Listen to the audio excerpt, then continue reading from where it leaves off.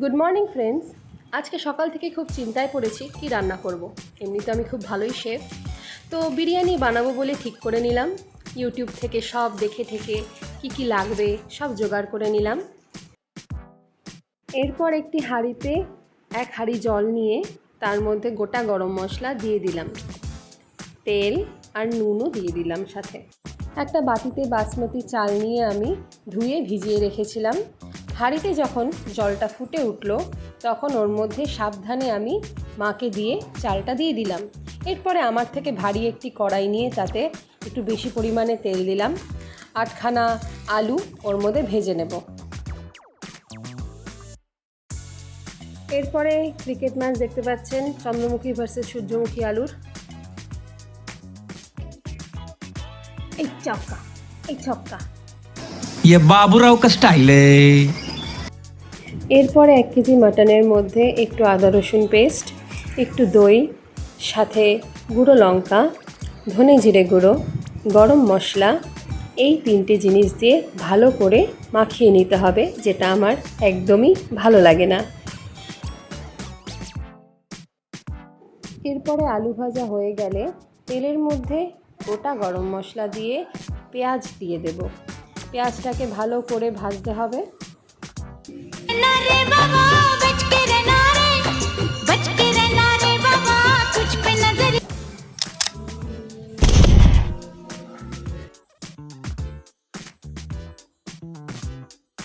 আর এরপরে এর মধ্যে 2টো টমেটো কেটে দিয়ে দেব, সাথে একটু খেয়েও নেব। টমেটো আর পেঁয়াজ ভাজা ভাজা হয়ে গেলে ওর মধ্যে আদা রসুন পেস্ট দিয়ে দেব। এরপরে কাঁচা লঙ্কা দিয়ে দেব। হঠাৎ করে মেয়ে চলে আসে আমার রান্নার সময়, ভুলে গেছিলাম নুন দিতে। এরপরে নুন, হলুদ, ধনে জিরে গুঁড়ো, যা যা মশলা লাগে ওইগুলো দিয়ে দেবো। আর দেবো গিয়ে হচ্ছে এভারেস্টের বিরিয়ানি মশলা, টিং টিং টিটিং। এরপরে সানরাইজের শাহি গরম মশলা, ঘরোয়া খাবারকে আরও সুস্বাদু করে দেয়। মিট মশলা।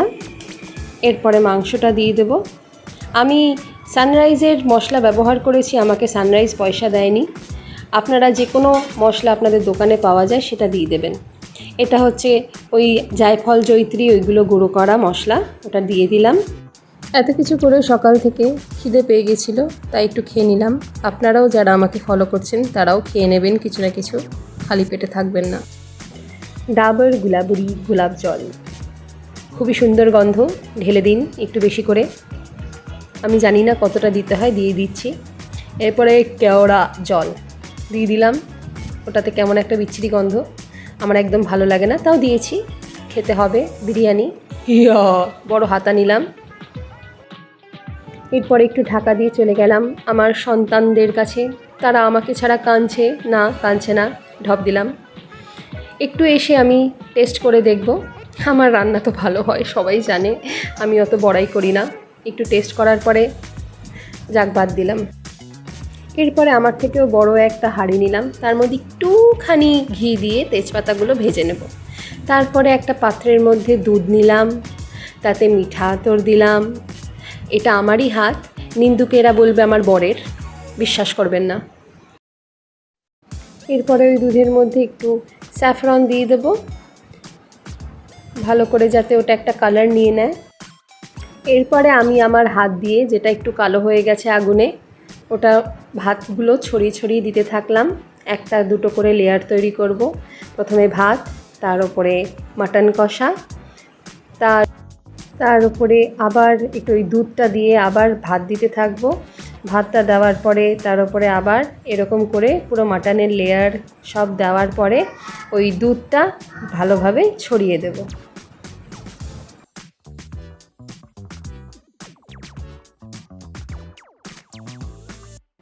সব শেষে উপরে ওই বিরিয়ানি মশলা একটু ছড়িয়ে দেব।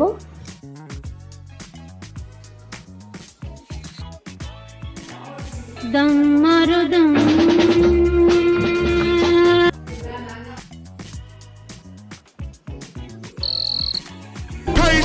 is raining. Is this entertaining?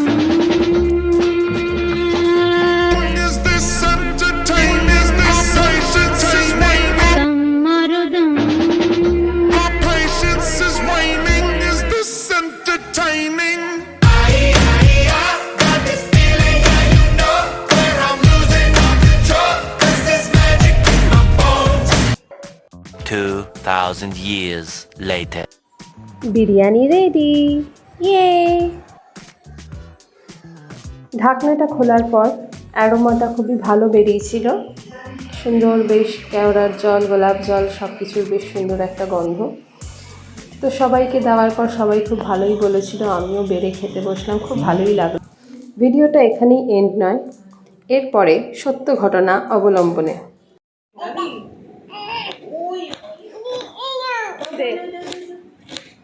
সত্যি তো কি ভারী, হ্যাঁ।